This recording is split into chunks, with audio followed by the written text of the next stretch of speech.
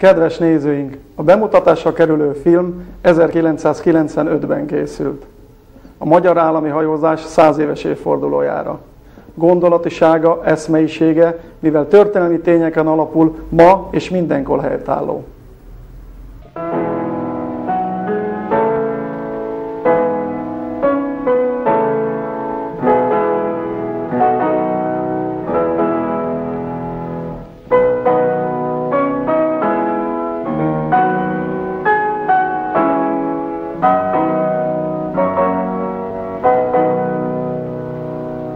Milyen tisztelt Hölgyeim és Uraim!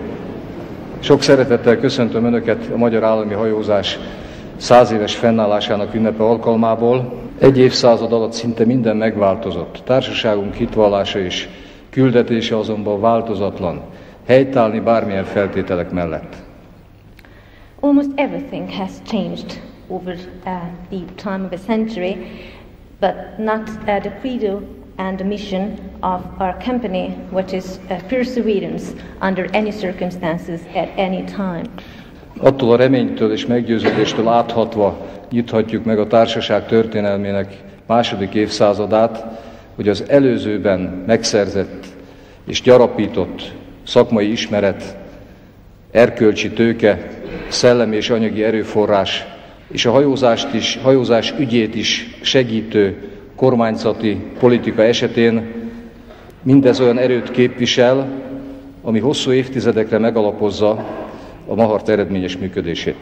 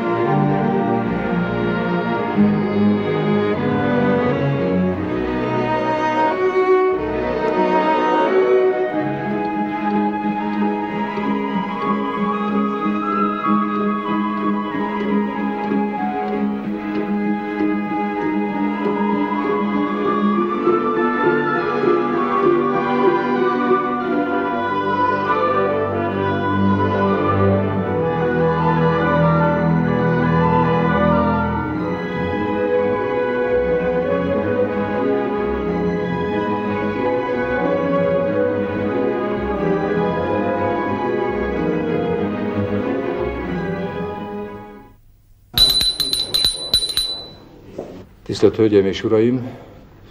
A magyar állami hajózás fennállásának 100. évfordulója alkalmából összehívott ünnepi igazgatósági ülést ezennel megnyitom.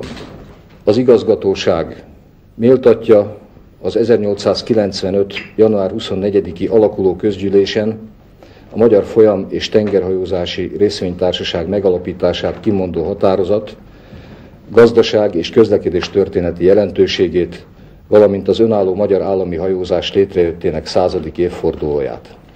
1883-tól Baros Gábor államtitkárságától, majd 1886-ban kereskedelmi és közlekedésügyi miniszterségétől új fejezet kezdődött a közlekedési politikában, amely a vasútfejlesztésen túl a hajózás szempontjából is rendkívül kedvező változásokat hozott.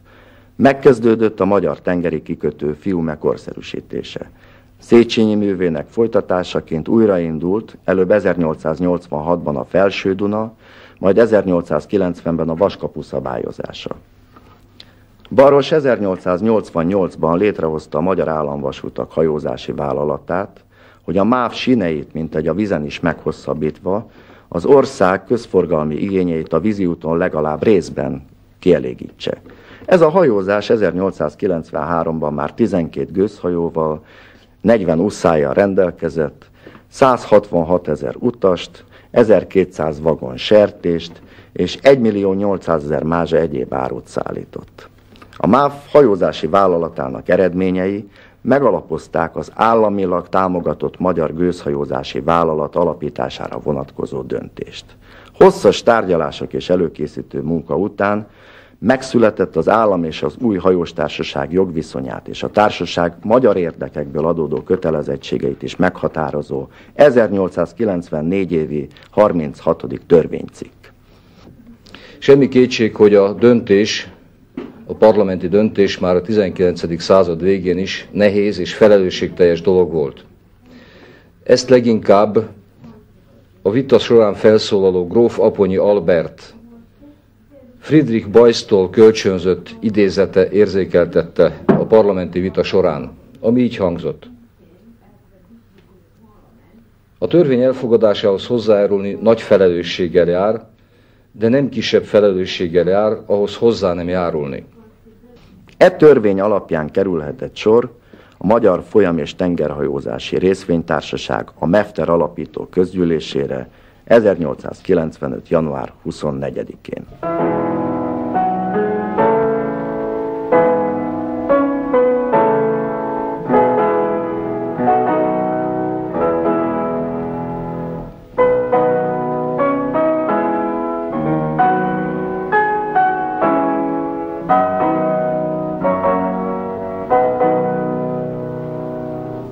A MEFTER megalapítása véglegesen megtörte az osztrák hajózás monopóliumát, és a társaság sorsa a továbbiakban összeforrt az önállósuló magyar gazdaság törekvéseivel, a magyar állami hajózás kialakulásával, az iparosítással, a kivitel és a behozatal fejlesztésével, a mezőgazdaság piacra juttatásával.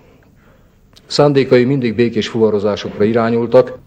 Egy olyan cég, amely 3 nemzedék tudását, erőfeszítéseit és határtalan szakmaszeretetét át tudta örökíteni a jövő számára, komoly anyagi, szellemi és erkölcsi tőkét tud felmutatni. A társaság küldetése 100 éven át változatlan maradt, és ma is legfőbb erősségünk, helytállni bármilyen körülmények között. A hajózás csaknem egyidős az emberiséggel, és kockázatossága, veszélyessége miatt. Ez az a szakma, amely a bátrakat és a vállalkozó kedvűeket vonzza és igényli.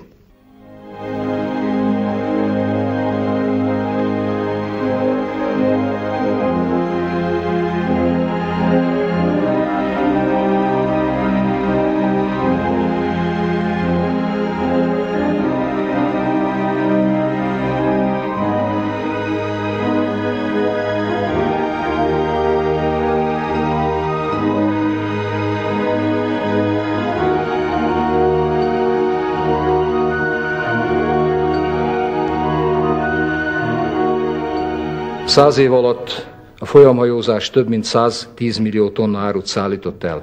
A csepeli kikötő 1955-től, tehát a Maharthoz történt csatlakozás óta több mint 60 millió tonna áru átrakását valósította meg. A Mahart tengeri hajói eddig a világ 160 országában fordultak meg, amelyek többségében Magyarországot csak hajóink nemzeti lobogójának színéről és tengerészeink helytállásáról ismerik. A társaság személyhajói 100 év alatt 229 millió utast szállítottak. Kellő történelmi távlatból visszatekintve elmondható, hogy a magyar hajózást megtestesítő MEFTER, majd Mahart fontos gazdaságtörténeti küldetést is teljesített.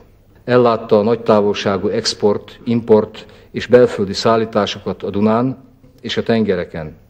A külpolitikai elzárkózás kényszerű éveiben, évtizedeiben egy állandó összekötő kapocs szerepét játszotta a magyar állam és a szomszédos, valamint a nyugat-európai országok között. A társaság élete, történelme során egy rendkívüli szellemi erő hatása ismerhető fel minden tekintetben. Ez a gondolkodó gróf Széchenyi István volt, aki hazánk minden egyes közlekedési területének tudományos, gazdasági alapjait határozta meg.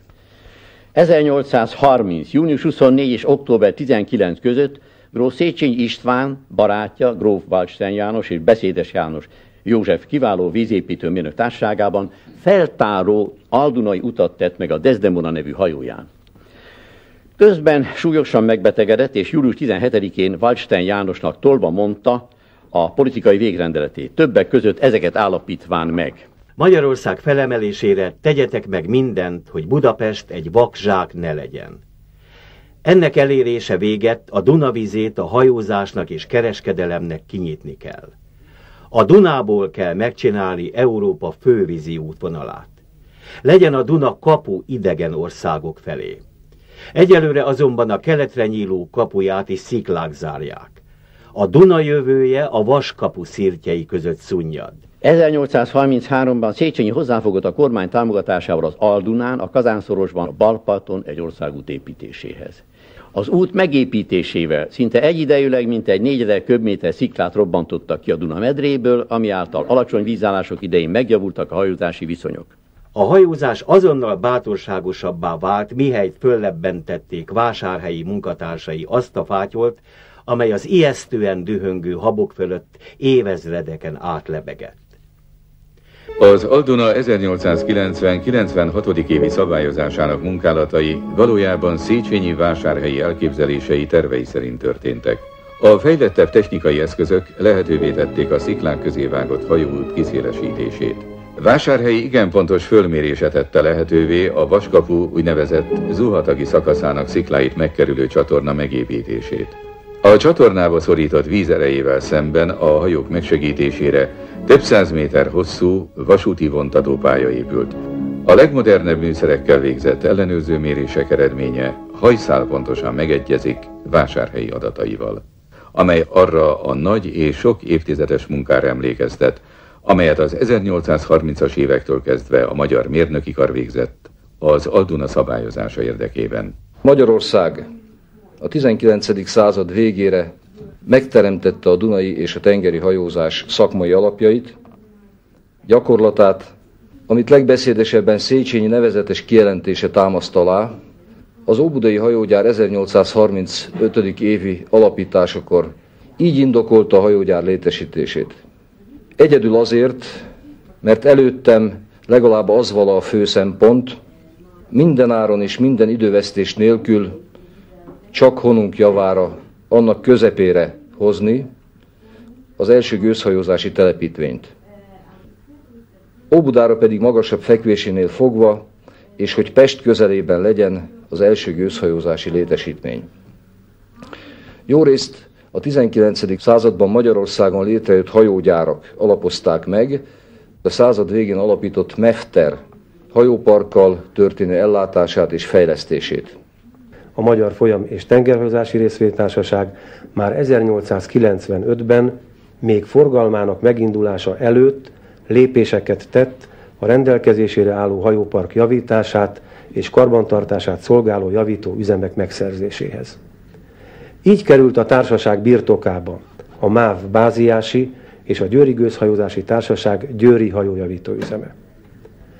A Mefter a két hajójavító üzemet forgalmi érdekeinek megfelelően a téli kikötők területére helyezte át, így a Báziási hajójavító üzem Orsovára, a Győri pedig Komáromba került. A Mefter hajóparkjának és egyéb forgalmi létesítményeinek fejlesztésében mindkét műhely jelentős szerepet kapott. A Mefter hajójavító üzemeinek történetéhez két hajójavító műhely szolgáltatja az alapot. Fennállásuk és az első világháború végéig tartó működésük elválaszthatatlan a magyar hajózás történetétől, hisz rövid fennállásuk ellenére jelentős mértékben hozzájárultak a magyar hajójavítóipar jó hírnevének megalapozásához. Alapítását követően a Mefter a magyar közlekedés politika bővülésével és a hazai vasúthálózat fejlődésével összhangban 1888-ban létesített vasúti hajózási szolgálat, hajóparkján belül 8 darab személyhajóval indította meg ugyancsak szervezett formában a személyszállítást. Zimony, Orsova, Galac, aldunai járatok megindításához az újpesti hajógyárnál 1200 személyes hajók építését rendelte meg. A hajójáratok menetrendje a Dunán, a Tiszán, a Száván egyaránt a vasúti csatlakozásokhoz igazodott, amit egyébként az állammal kötött szerződés is előírt. A kor szállítási és utazási igényeinek megfelelően ezek a személyszállító hajójáratok úgynevezett vegyes járatok voltak, azaz szállítottak árut és postai küldeményeket is. Az újpesti hajógyárban épült személyszállító hajóknak az egyik igen sok megpróbáltatást túlélt egysége felszólalás néven még a hírhedt Rákosi korszakot is megélte. Gyermekeink és velük együtt egész népünk kiáltja: éljen a szeretet Rákosi elvtárs! Bíztatóan mosolyog népünk vezére a szerető édesapa szemefényeire, 10 és 10 000 apró gyermekére. A történelem viharos eseményei a hajó nevének újból és újból történő megváltoztatásával a hajóharangra is rávésték a maguk nyomait.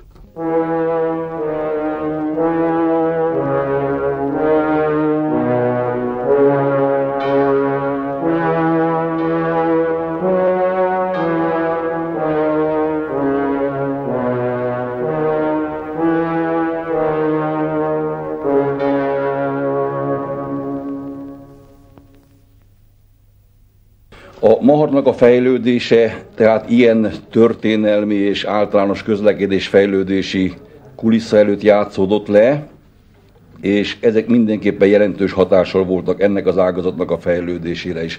A megalakult társaság az első éveiben alapvetően és döntő többségében belföldi fuvarozásokkal foglalkozott, és mint hogy minden időben a fuvarozási feladatok ekkor is szinkronban voltak tulajdonképpen a gazdaságnak az igényével, a követelményével, amelyik támaszkodott bizonyos mezőgazdasági és vegyipari termékek szállítására, és ezen a területen talán nem elhanyagolható eredményeket ért is el a Mahart, és én azt gondolom, hogy ez bizonyítja a hajózásnak, illetve talán konkrétan az hajózásnál dolgozó embereknek a feltámadási készségét, a tenni akarását, az élni vágyását.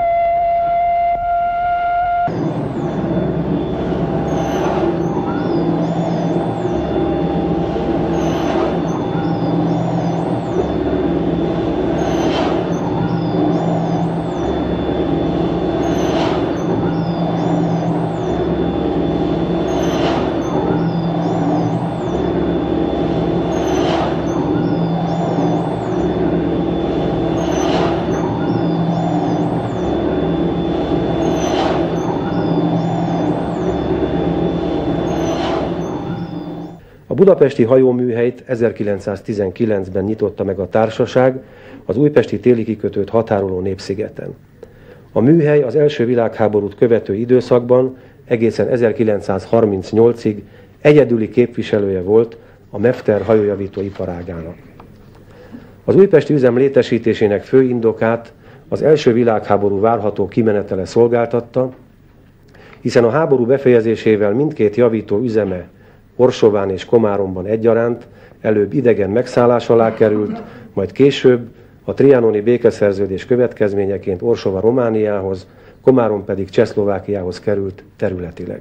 A háborút lezáró békeszerződések feltételei súlyos csapást mértek a vesztes hatalmak hajózási vállalataira is, így a Mefterre is. Jóvátétel címen éppen a legújabb, legjobb egységeit vették el tőle, és ezekből a versenyfeltételeket is súlyosbítva alakultak meg, vagy erősödtek meg az utódállamok új hajózási vállalatai. A trianoni békeszerződés. 8. rész. A jóvátétel. Magyarország elismeri, hogy a szövetséges és társult hatalmaknak joguk van arra, hogy a hadi események folytán elpusztult vagy megrongált minden kereskedelmi és halászhajójukért ugyanannyi és ugyanolyan hajót tonnát tonnáért és hajóosztályt hajóosztályért kapjanak kárpótlásul. A magyar kormány köteles a jelen szerződés életbelépésétől számított 2 hónapon belül a hajókat a jóvátételi bizottságnak átadni. Az összes átengedett járműveknek tartozékaikkal és felszerelésükkel ellátva jó állapotban áruszállításra alkalmasaknak és a legújabban készültek közé tartozóknak kell lenniük. A Nemzetközi Bizottság ellenőrzi annak a felszerelésnek, azoknak az épületeknek és berendezéseknek igénybevételét, amelyek a Dunának Thun-Severin és Moldava között fekvő szakaszán végzett munkálatok kivitelére és fenntartására szolgálnak. Magyarország kijelenti, hogy az említett felszerelésekre, épületekre és berendezésekre vonatkozó minden jogáról, igényéről és érdekéről lemond. Nyugodtan mondhatni, hogy egész Európa hajózásának fejlődésére bizonyára hatással volt az a tevékenység, ami a Széchenyi által kezdeményezett folyamszabályozásra irányult az elmúlt évszázadban. Az akkori 450 millió aranykoronás magyar költségvetés 6 év alatt 42 millió aranykoronát fordította Duna zuhatakos szakasza és a Vaskapu szabályozására, hajóút javítására. Magyarország lemond a szövetséges és társult hatalmakkal, valamint ezek állampolgáraival szemben az összes magyar hajókban beállott veszteségekből és károsodásokból eredő mindennemű visszakövetelési igényéről. Kelt Trianonban az 1920. évi június hó 4. napján.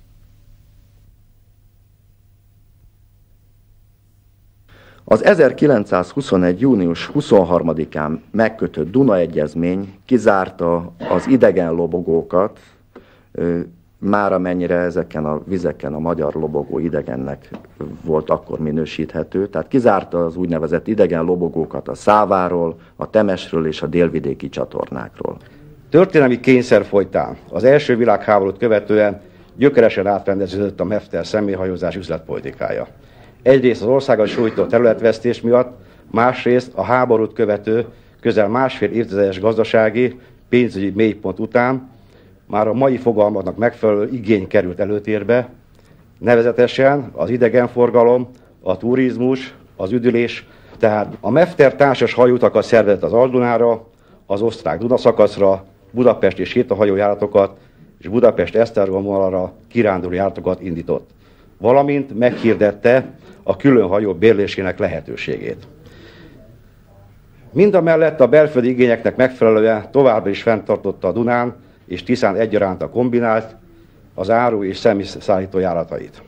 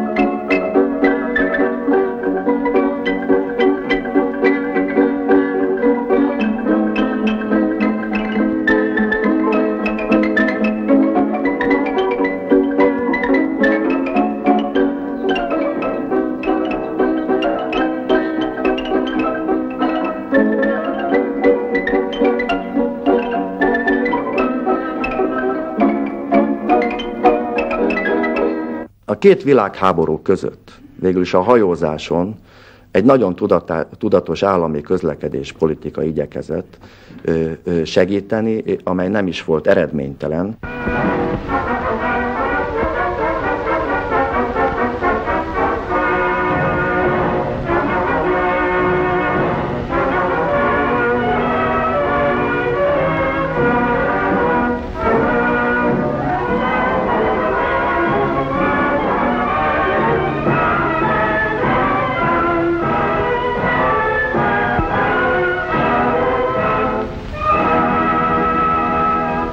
Az ezredik magyar filmhíradó pereg. Ezredszer fogja el a lencse a magyarság és a nagyvilág történelmi pillanatait. 1000 évig szavakban éltek a magyarság tettei, 20 év óta mozgóképekben is megmaradnak. Hitelesebb és pontosabb lett az igazság e képes krónika által. Hitelesen és hűségesen bizonyítja a magyar életet, vitézséget, munkát, jókedvet a késő unokáknak. Ez a képes krónika elmondja nekik, hogyan emel föl minket a mélyből az igazság. Itt bocsájtanak most vízre egy 60 méter hosszú, 8 méter széles, 714 tonna teherbíró képességű hajót, mely egy egész tehervonat rakományát szállítja egyszerre. A hatóságok igen tisztelt képviselőit melegen üdvözlöm, és nagyon köszönjük, hogy voltak olyan szívesek megjelenni.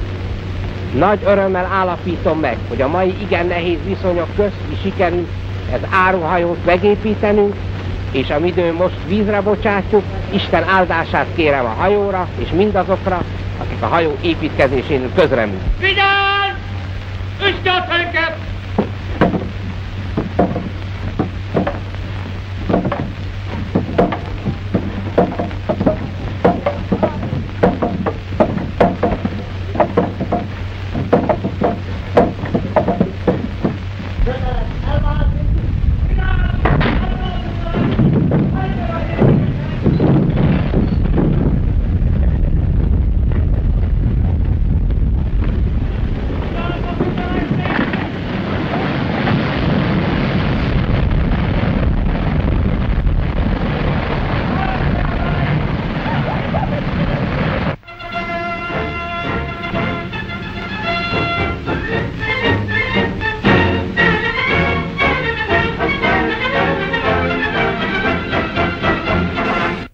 Nem csak a folyamhajózás területén mutatkozott meg, sem ez a politikai törekvés, sem az eredményessége, ugyanis az első világháborúval az ország a kor színvonalának megfelelően kiépített tengeri kikötőjét, Fiumét is elveszítette. A mind politikai, mind gazdasági értelemben szűk határok között rekedt ország termékeinek a világpiacra juttatása számára az egyetlen kiutat innentől a Duna jelentette. Közlekedési szakembereinkre általában is, ezen belül az egész magyar hajózás fontosságára és a szavakikötő építésének gondolatát megfogalmazó időbeli felismerésre büszkék lehetünk. A meghallgatott szakértők egyértelmű véleménye oda irányul, hogy a városon kívül kell valamely alkalmas telepet létesítenünk, ahol a tömeges forgalom a kor követelményeinek megfelelő berendezések létesítése mellett összpontosítható. A kereskedelmi körök a legnagyobb súlyt fektetik egyfelől arra, hogy a kereskedelmi kikötő közvetlen összeköttetésben legyen a főváros baloldali részével, másfelől arra, hogy a célra olyan helyen jelöltessék ki, ahol a rakodópartokat, tárházakat, stb. A szükséghez képest bővíteni lehet. Ezeknek a követelményeknek pedig egyedül Csepel-sziget északi csúcsa felel meg. Eredmény, hatályba lépett az 1922 évi első törvénycikk, amelynek a terjedelme arra terjed ki, hogy a kikötő építését meg kell kezdeni.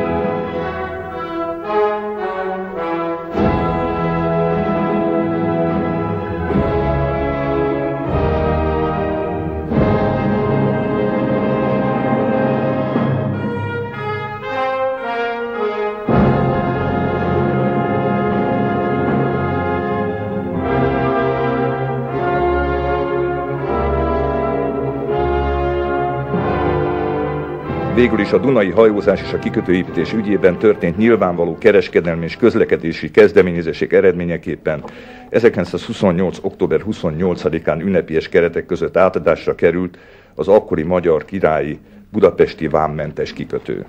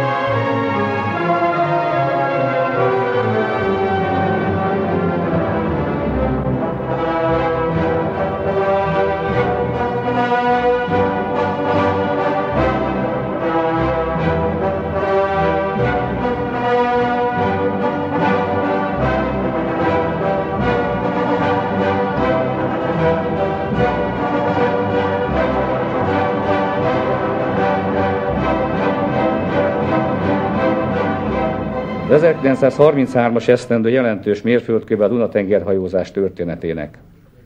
Jegyzőkönyv.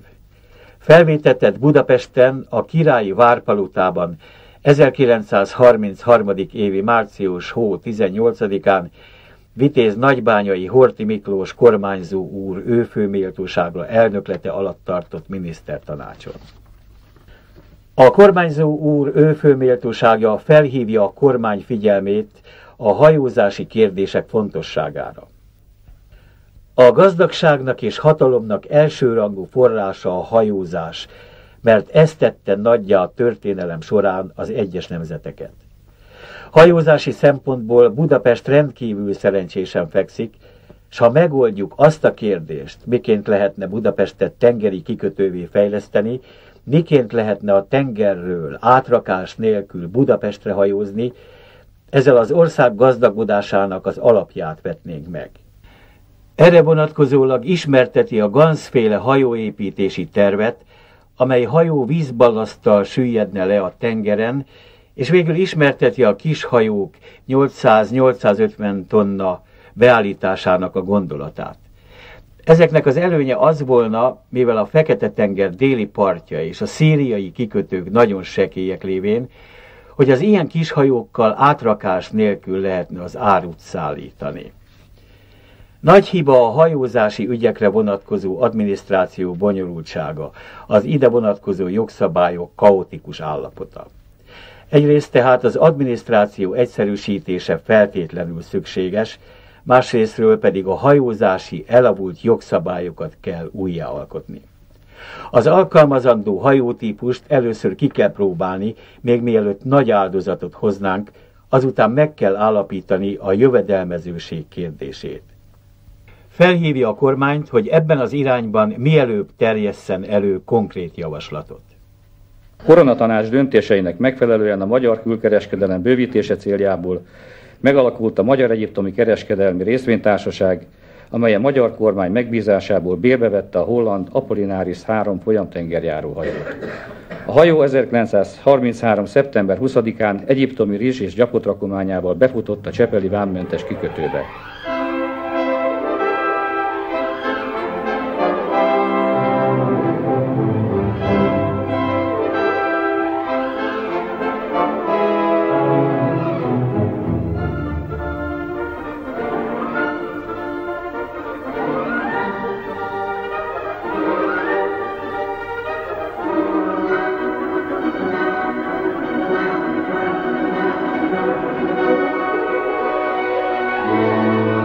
Az Apollinaris 3 sikeres útja Budapestet tengeri kikötői rangra emelte, valamint bizonyította, hogy ez a hajózási módszer fenntartható, folytatható.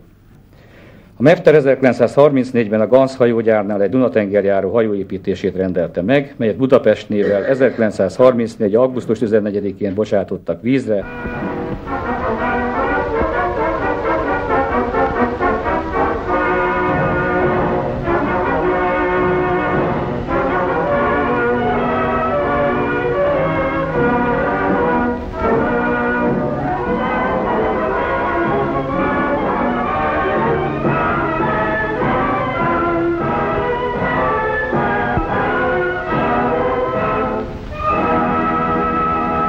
Október 6-án elindult első útjára Egyiptomba 255,7 tonna terjedelmes darabáruval. A hajó kijelölt útvonala Budapest, Isztambul, Beirut, Hajfa, Jaffa, Alexandria, Budapest volt.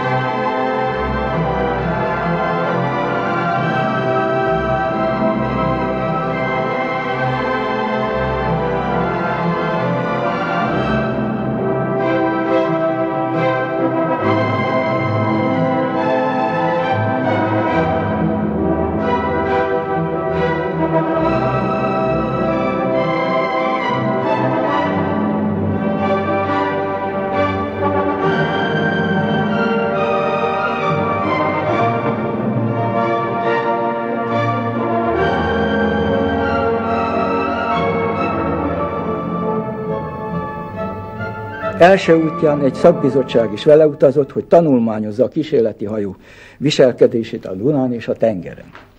Alexandriából november 9-én indult vissza, 320 tonna gyapottal, és november 29-én kötött ki a csepeli kikötőben. A Budapest motoros teljes rakományával megtett útjai bebizonyították, hogy lehetséges és érdemes Budapest és a közel-keleti kikötők között közvetlen áruforgalmi kapcsolatot létesíteni. El kell ismerni, hogy az a korszak a magyar hajózás fejlesztésének egyik legdinamikusabb korszaka volt, amelynek, ha vannak eredményei, akkor ma is azokból élünk. Az 1934. évi 4. törvénycikk a magyar tengerhajózási vállalatok kedvezményeiről. Miniszteri indoklás. A trianoni szerződés miután Magyarországot arra kötelezte, hogy összes tengeri kereskedelmi hajóit a győztes hatalmaknak kiszolgáltassa, miután a tengerpartunkat és egyetlen tengeri kikötőnket elvette, a 209. paragrafusban csak a puszta jogot hagyta meg, hogy Magyarország a tengeri kereskedelmi hajózásban a saját lobogója alatt továbbra is részt vehessen. Ha ezek után azt vizsgáljuk, hogy az adott helyzetben, amidőn tengerpartunk és kikötőnk nincsen, a magyar tengerhajózásnak mi lehet rendeltetése és a hajózás támogatásával mit érhetünk el, éppen most folynak a Budapest-Levante, Alexandria között közlekedő, folyón és egyben tengeren járó hajóval közvetlen kapcsolatok létesítésére irányuló kísérletek. E törvénynek éppen az a rendeltetése, hogy a fent említett célok elérését előmozdítsa. Nagyon fontos dolog az, hogy a törvény szellemisége a magyar lobogóra helyezte a súlyt, ugyanis az ország szerette volna visszaállítani a tengereken is a Trianon előtti megítélését, és így, hogy a magyar lobogók megjelenhettek a külföldi tengereken, ez valójában erősítette a magyar nemzeti érzést, amellett, hogy segítséget adott a magyar iparnak is, a magyar kereskedelemnek, a magyar külkereskedelemnek, tehát tulajdonképpen egy jó időben született, jó törvénynek mondható alkotás született, nyugodtan lehet alkotásnak mondani, mert olyan részleteket és olyan pontossággal határozta meg a követendő magatartást, amelyik a mára vonatkozóan is iránymutató lehet. Nagyon fontos, hogy olyan adókedvezményeket adott a magyar tengerhajózási társaságoknak, mint a kereseti adó aluli mentesség, mint a vagyonadó aluli mentesség, a társasági adó aluli mentesség, amelyek versenyképessé tették még ebben a helyzetben is a magyar tengerhajózást. Nagyon fontos volt az, hogy egyidejűleg megalkották a személyzetre vonatkozó törvényt is, ez a 1934. 19. cikkely volt. Miniszteri indoklás. A kor színvonalán álló új tengerészrendtartás alkotása most még szükségesebb, mint amilyen szükséges volt akkor, amikor a magyar tengerpart még megvolt. A hazai tengerparti bázis nélkül a világ tengerein járó magyar hajók személyzete ugyanis fokozott jogi védelemre szorul, és a magyar tengeri lobogó régi nemzetközi tiszteletével és becsületével nem egyeztethető össze, hogy kereskedelmi hajóink személyzetét az anyaországtól való elszakítottsága idején ne részesítse az ország abban a modern jogvédelemben, amelyet egyébként minden állampolgárának nyújt.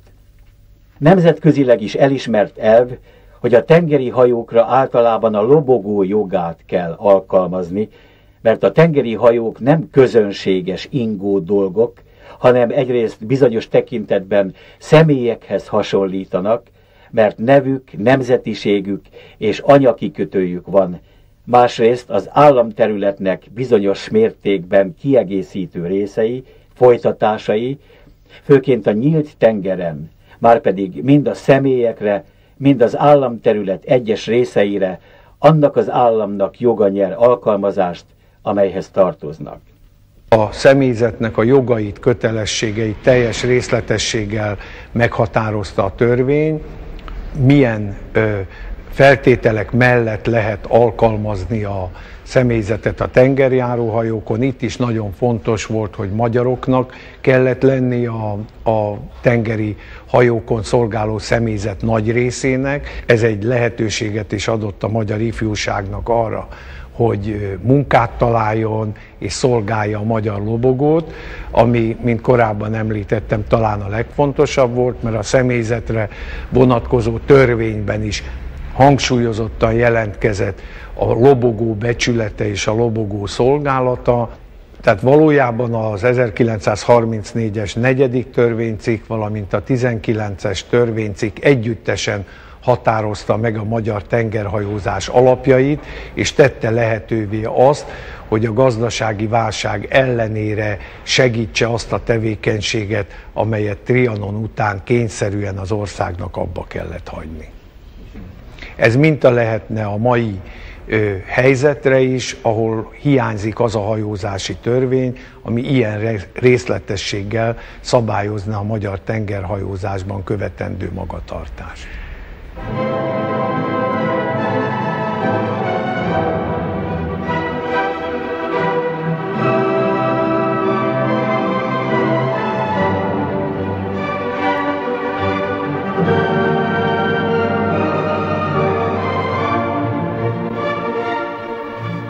A folyamtengerhajózás alapja a levantei partok felé irányuló, egyre nagyobb és növekvő magyar exportforgalom volt, melynek során az első Dunatengerjáró hajóink főleg török, görög, egyiptomi és izraeli kikötőket kerestek fel.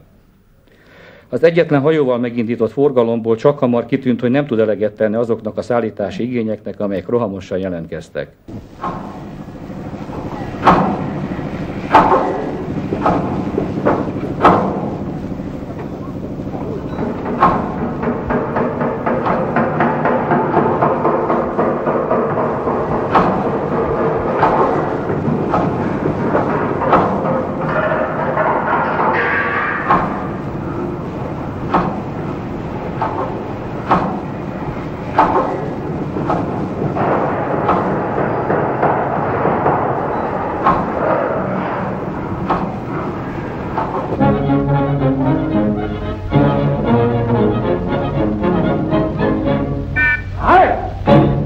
Kedves vendégeim!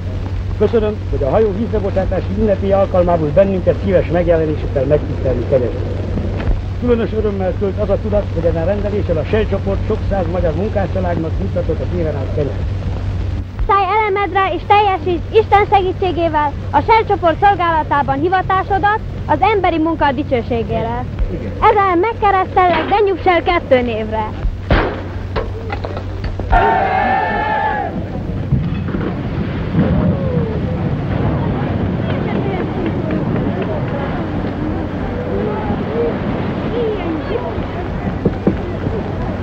Kérem a kötélnél vigyázni, vigyázzatok, mert ahogy meghúzódik a kötél.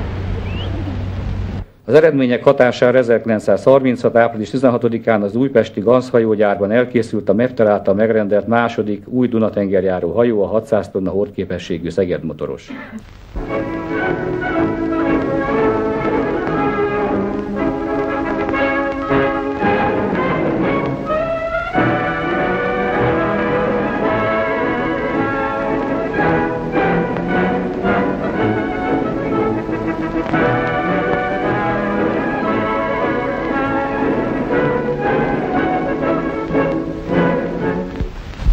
A magyar kormány főméltóságot legmagasabb irányítása mellett az elrakodást feleslegessé védő új szállító eszközt teremtett.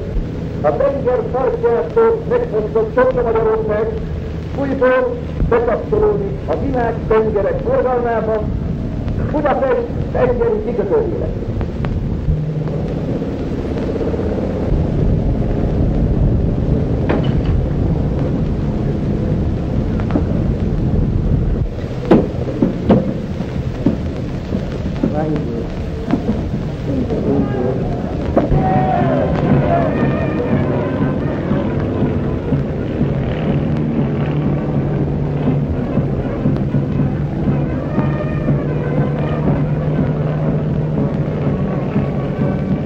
– 1934. október 20-án vízre bocsátott Tisza-motoros már magánviselte a legfejlettebb Dunatengerjáróhajó minden jellemzőjét. Hordképessége 1190 tonna volt.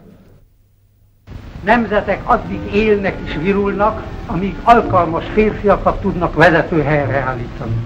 Férfiakat, akikben megvan a bölcsesség, hogy fölismerjék népük történelmi hivatását, megvan a hősiesség, hogy leküzdjék az útjukba tornyosuló akadályokat, és megvan végül a vonzó és sugalló erő, mely a laza embertömegeket egységes nemzetbe képes forrasztani. A Duna tengeri hajózás őfölméltóságának legsajátabb ötlete, és elégtételére szolgálhat, midőn részt vesz a Tisza nevű gőzös első útján, mely az ő elgondolása szerint épült.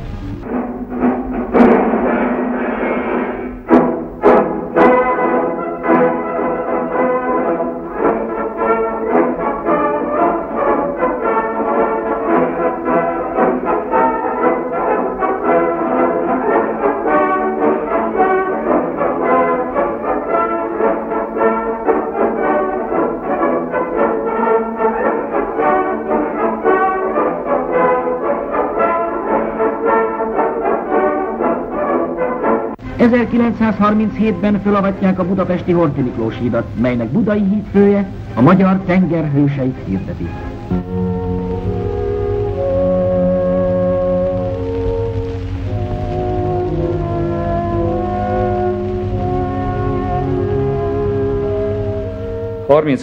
május 17-én került vízre a Kassa motoros 1260 deadweight-tonnás hordképességgel.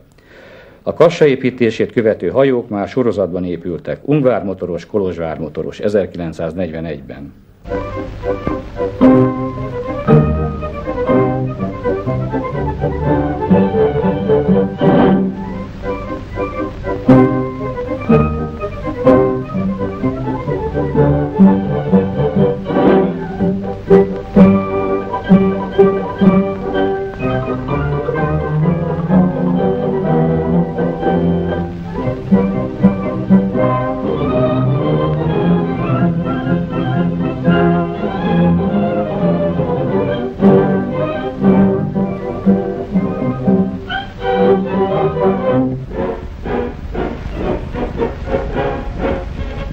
Ünnepélyesen bocsátották vízre a legújabb magyar folyam tengerjáró hajót, a Kolozsvárt.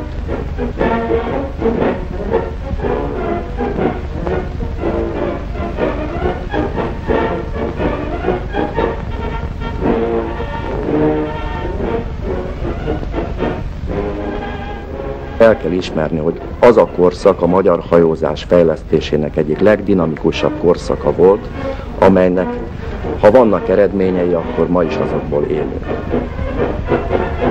Ezért a magam részéről bízom a magyar hajózás jövőjében, bízom abban, hogy a 2000.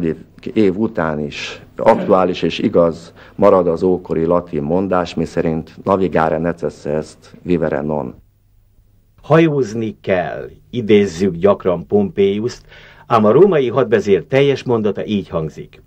Navigare necesse est, sed vivere non est necesse. Magyarul hajózni kell, de élni nem feltétlenül szükséges.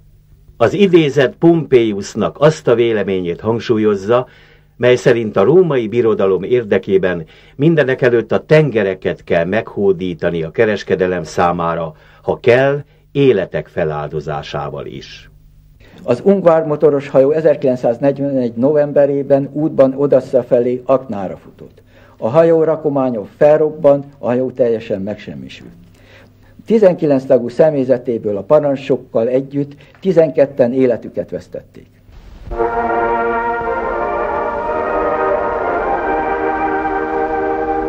Az Ungvár Duna tengerjáró hajó hősi halottainak a csepeli szabad kikötőben felállított emlékművét a kormányzó úr jelenlétében hazafias ünnepség keretében avatták fel. A motoros hajó a haza szolgálatában tett útja alatt múlt év novemberében a Fekete-tengeren aknába ütközött és elsüllyedt. Személyzetének nagy része hősi halált halt.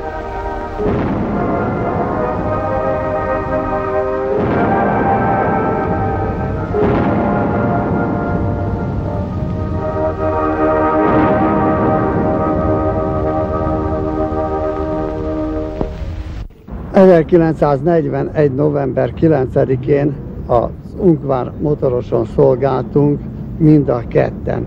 Én Hadnagy János vagyok, akkor kormányos matrózi minőségben voltam. Előttünk jártak az aknaszedők, vágták föl az aknákat, fölúszott egy jó pár akna, a hajón lévő tüzérség lőtte, robbantottak is egy párat, de nem sikerült mindet. Egyik fölszállt, elrobbant, de utána följött a másik is. Erre a másodikra úsztunk rá, és robbant. Egészen a hajó elején robbant, úgyhogy a hajó orra kinyílt, a hajón lévő első ágyúvállás az lerobbant, beesett a raktárba, két csónak volt, mi el tudtunk evezni, ki lett adva az utasítás hajót elhagyni. Mi elmentünk az első tiszttel, aki a Finkes Sándor volt, mi elmentünk a hajótól körülbelül 50-60 méterre. És akkor robbant, hát még a hajó nevét hátul a farán, mert ott mentünk, ki lehetett olvasni. Még arra emlékszem, azt láttam, aztán slusz, már csak a vízbe voltam. A másik csónak az nem lett meg. Az mindjárt elment, mert ott volt a hajó mellett, és rögtön elsüllyedt a robbanástól, a másodiktól. Van egy kedves kollégánk volt, a Gebauer Béla. Ez a Molinári Gizellának a fia, az író nőnek. Az egész gépszemélyzet tulajdonképpen. Oda veszett, a parancsnok a másik csónakhoz tartozott, ő is. Úgyhogy. Ő még tisztelgett a hídon, mikor süllyedt a hajó. Még utána szállt a mentőcsónakba, csak mikor már letisztelgett, és utána beszállt a mentőcsónakba, és akkor hagyták el a csónakot, de már abban a pillanatban robbant a hajó, mikor a csónakba beszállt. A Kolozsvár motoros hajót 1943. januárjában légi torpedó találta el. A robbanás a hajó farán tartózkodó hétfőni magyar gépszemélyzetet kivétel nélkül elpusztította. Maga a hajótest 24 órás égés után is úszóképes maradt. Így sikerült Szolinába, majd Galaszba vontatni, ahonnan a jég elvonulta után a Ganz hajógyár budapesti telepére vontatták.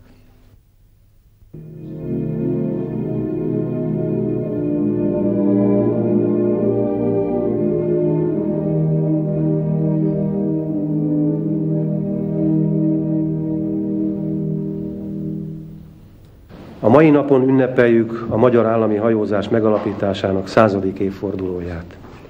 Annak a társaságét, melynek gazdag története szorosan kapcsolódik a magyar történelem elmúlt 100 évéhez, és amely társaság mindvégig híven szolgálva a hazát, szerzett dicsőséget a nemzeti lobogónak szélese világban. A haza, a lobogó szolgálata sajnos áldozatokat is kívánt, és ezen a mai ünnepi reggelen nem is kezdhetnénk a megemlékezést méltóbban annál, hogy emléktábla avatással tisztelgünk hősi halottaink előtt.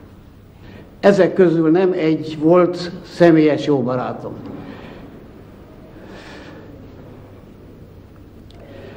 Tisztelettel köszöntjük és köszönjük meg a vállalatnak, hogy a jelen emlékmű felállításával lehetővé tette, hogy fejet hajtva tisztelekessünk a hősi halált halt hajós bajtársaink emléke előtt.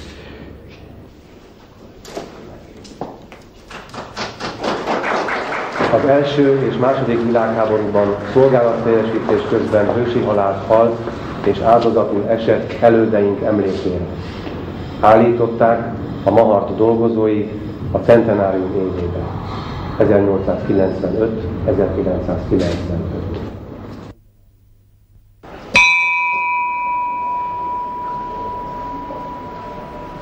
Engedjék meg, hogy felolvassam azoknak a nevét, akik jelen ismereteink szerint szolgálatteljesítés közben hősi halált haltak, továbbá áldozatul estek az első és második világháborúban, majd az azt követő években. Krink Henrik hajóskapitány, Bánki Ödön hajóskapitány, Sauter József hajóskapitány, Zsíros István hajóskapitány, Lugosi Miklós főellenőr, Fehérvári József hivatalnok, Frankowski József hivatalnok, Smolka József hivatalnok, dr. Vingai József hivatalnok, Velicska Miklós hivatalnok, Laski Géza hivatalnok, Vida Ernő hivatalnok, Svart Béla hajósgyakornok, Móróc Kálmán hajósgyakornok, Schönauer Jenő gépüzemvezető, Varga Mihály gépüzemvezető, Kratz Károly díjnok, Zahumenszki Ferenc díjnok, Dominkus Miksa rakfelvigyázó, Mester János rakfelvigyázó, Matkovics Alajos uszálykormányos, Ungár János uszálykormányos, Hág István uszálykormányos, Kissé Sándor uszálykormányos, Major Pál uszálykormányos, Bognár István uszálykormányos, Nagy János uszálykormányos, Held Gusztáv matróz, Cseresnyés Antal matróz, Otoltics János matróz, Uglesics Sándor matróz, Sertics Sándor fűtő, Milassin Lajos hajóparancsnok, Musinek János gépüzemvezető, Szabó Jenő gépüzemvezető, Forró István első géptiszt, Rácz Imre első géptiszt, Török István második géptiszt, Heines Elemér második géptiszt, Bátori Sándor harmadik géptiszt, Balázs László harmadik géptiszt, Petényi István géptisztjelölt, Becker Károly tengerészhadnagy, Csepeli István tengerészhadnagy, Gebauer Béla tisztjelölt, Szőnyei István géptisztjelölt, Justin József géptisztjelölt, Mohácsi István gépápoló, Tóth Ferenc fedélzetmester, Nagy Lajos matróz, Szitár János matróz, Fülöp Sándor matróz, Lidmayer István szakács, Kravcsik Viktor hajóparancsnok, Szabó Jenő hajóparancsnok, Bauer Ferenc hajóparancsnok, Forget Alfonsz hajóparancsnok, Váradi Gyula gépüzemvezető, Molnár Vencel gépüzemvezető, Magócs András gépüzemvezető, Heitzman Antal első kormányos, Horváth Ferenc első kormányos, Horváth Antal első kormányos, Vajda János második kormányos, Rózsa Imre fedélzetmester, Ruzsa Ádám uszálykormányos, Kis József uszálykormányos, Boda János gépkezelő, Mádai László gépkezelő, Fekete Gézáné szakács, Horváth Erzsébet szakács, Horváth József hajónövendék, Góg János matróz, Csörgő Lajos matróz, Ritter József matróz, Döbrentei István matróz, Koproncai József matróz, Bakó József matróz, Palkovics István matróz, Kocsis Mihály matróz, Fazekas Sándor matróz, Sütő József matróz, Frics Henrik fűtő, Frics András fűtő, Sárosi János fűtő, Kövesdi Péter fűtő, Szeder Ferenc fűtő, Gróf Péter fűtő, Horváth Imre fűtő, Cita Mihály fűtő, Gottschalk Márton fűtő, Csontos István fűtő, Pákolic Mihály hajóparancsnok, Popovics József gépüzemvezető, Farkasdi József első kormányos, Juhász Béláné hajóellenőr, Teir Mihály első géptiszt, Szabó Imre fedélzetmester, Szemerei Ferenc gépkezelő, Veres Andor matróz, Kanizsai István matróz, Heitzinger János matróz, Frics István fűtő, Nagy Mária szakács. Emlékezünk azokra is, akiknek a neveit a méltatlan feledés homálya fedi. Az Úr az én kormányosom, ezért gonosz áramlatok nem sodorhatnak el. Ő a világító torony fénye, mely utat mutat nekem a sötét vizek felett. Ő kormányozza biztos révbe életem hajóját, és őrzi életem hajójának naplóját. Ő irányít a becsületes élet csillaga felé az ő szent akarata szerint. Bár az élet viharai és villámai között hajóztam, nem féltem, mert tudtam, hogy mellettem vagy, Uram. A te szereteted és gondoskodásod lesz az én biztos kikötőm. És védett öböl vár rám az örök élet partjainál. Olajat öntöttél életem háborgó tengerére, és életem hajója elcsendesült vizeken úszott. tudom, napfény vagy tiszta csillagos ég fog kedvezni nekem azon az úton, amelyre most indulok, és örökre megnyugszom az én uram kikötőjében.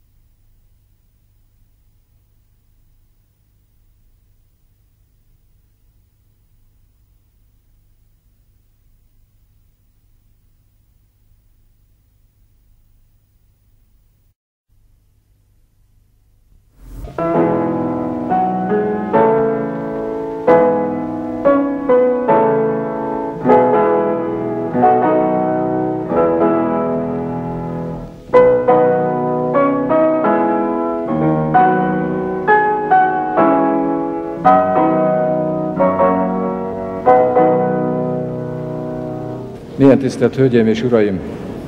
Sok szeretettel köszöntöm Önöket a magyar állami hajózás 100 éves fennállásának ünnepe alkalmából. Egy évszázad alatt szinte minden megváltozott. Társaságunk hitvallása és küldetése azonban változatlan, helytállni bármilyen feltételek mellett.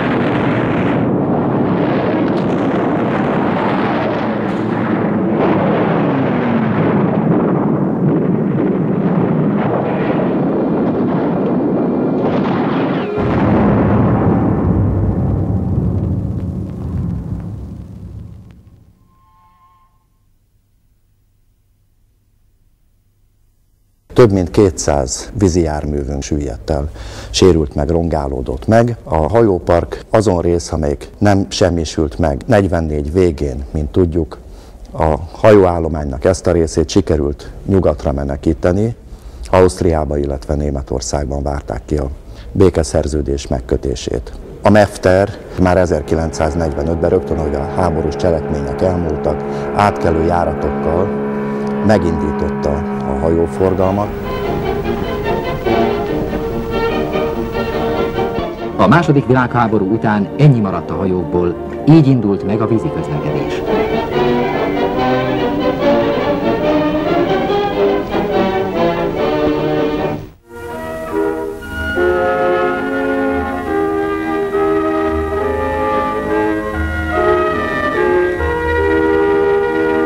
Három évig feküdt a Duna mélyén ez a második világháború során elsüllyedt vontatógőzös. Most kiemelték, hogy megjavítva az értékes gépi berendezést újra használhassák. Az iszapot erős sugarú fecskendőkkel távolítják el. Az elsüllyedt vontatót hosszú hónapok munkájával 2 uszály közé emelték fel. A folyómeder mélyén fekvő hajótesthez 20 helyen acélemelő szallagokat bocsájtottak le. Ezekhez sodronyköteleket rögzítettek és hidraulikus emelőkkel húzták fel a vontatót.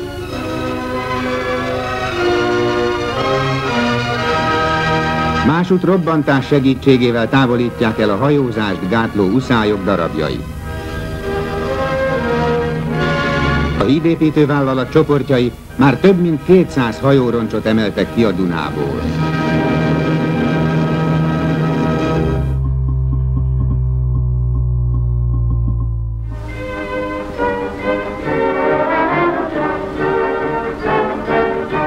A víz nagymértékű apadásával előtűnnek az elsüllyedt hajóroncsok, amelyet most aránylag könnyű munkával kiiszapolnak és újjáépítenek.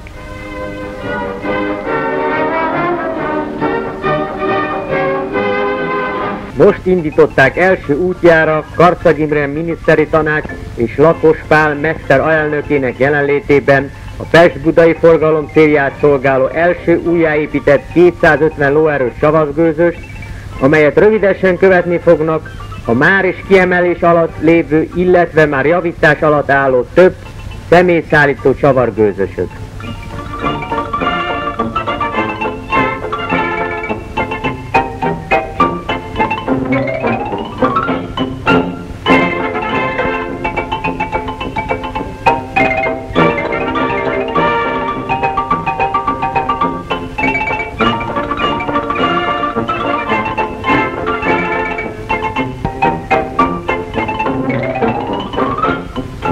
A Szovjetunió már viszonylag igen korán felmérte a magyar gazdaságban számára kínálkozó lehetőségeket, ezt tükrözi